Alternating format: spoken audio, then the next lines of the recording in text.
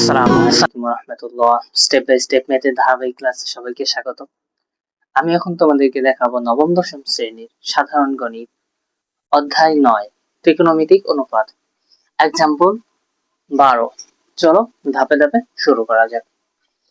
Example 12 তে আমাদের দেওয়া আছে কি cosec a by cosec a minus 1 plus cosec a by cosec a plus 1 সমান আমাদের বের করতে বলা হয়েছে কি যে 2 sec স্কয়ার a, এটা আমাদের প্রমাণ করতে বলা হয়েছে।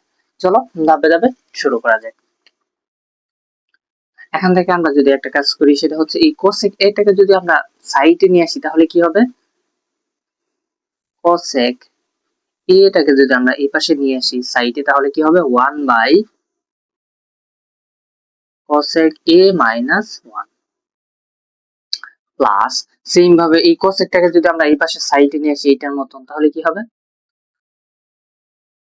cosec a 1 by cosec a plus 1। ওকে, ঠিক আছে। এখন দেখো এখানেও cosec a আছে, এখানেও cosec a আছে, দুই পাশ থেকে আমরা কমন নিতে পারি। তাহলে দেখো কমন নিলে কি হবে, cosec a টাকে যদি কমন নেই তাহলে থাকতেছে 1 by cosec a minus 1 plus কি হচ্ছে 1 বাই cosec a প্লাস 1। ঠিক আছে, আচ্ছা এরপরে দেখো এটা যা আছে তাই cosec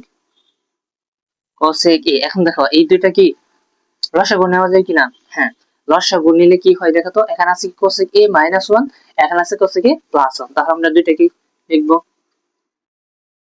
cosec a minus 1 into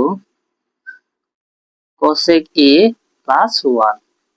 ঠিক আছে, এখন আমাদের নিয়ম কি এই লসাগুকে এই হর দ্বারা ভাগ করতে হবে, ভাগ করলে কি হবে এইটা আর এইটা কাটা যাবে, পরে থাকবে এইটা, এটা হচ্ছে কি 1 এর সাথে গুণ, তাহলে কি হবে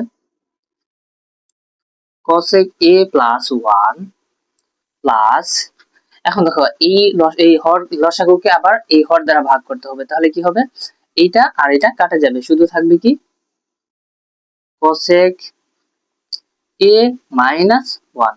ঠিক আছে, ওকে এটা হবে না। দেখো এখান থেকে কি হয়, এই যে প্লাস 1, এই প্লাস 1 আর হচ্ছে মাইনাস 1 কাটা, তাহলে থাকতেছে কি আমাদের cosec a আবার হচ্ছে cosec a। তাহলে আমরা এখান থেকে কি লিখতে পারি যে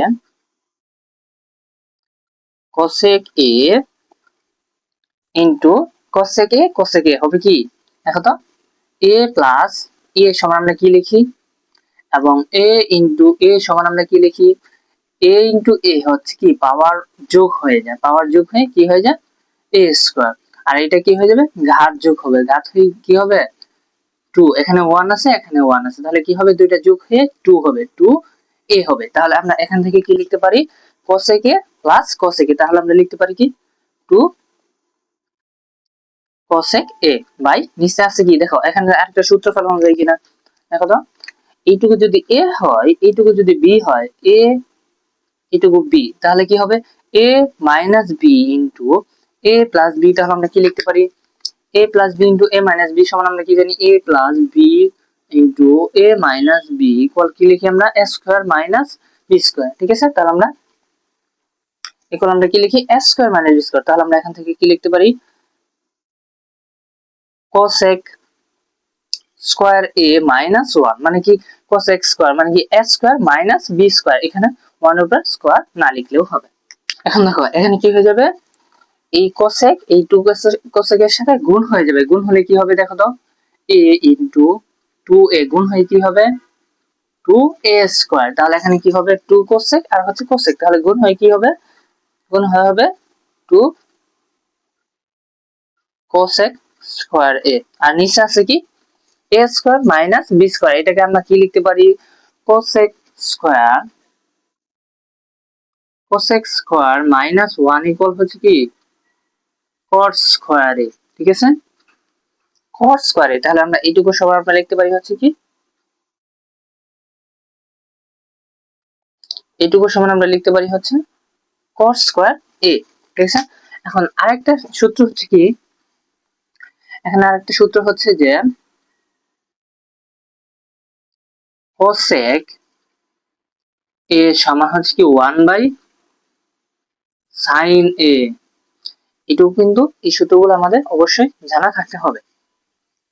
একটা সূত্র হচ্ছে কট এর সূত্র কি জানি আমরা, কট এ বলা হচ্ছে কি cos a by sin a। ঠিক আছে, এই সূত্রগুলো আমাদের এখানে লাগবে।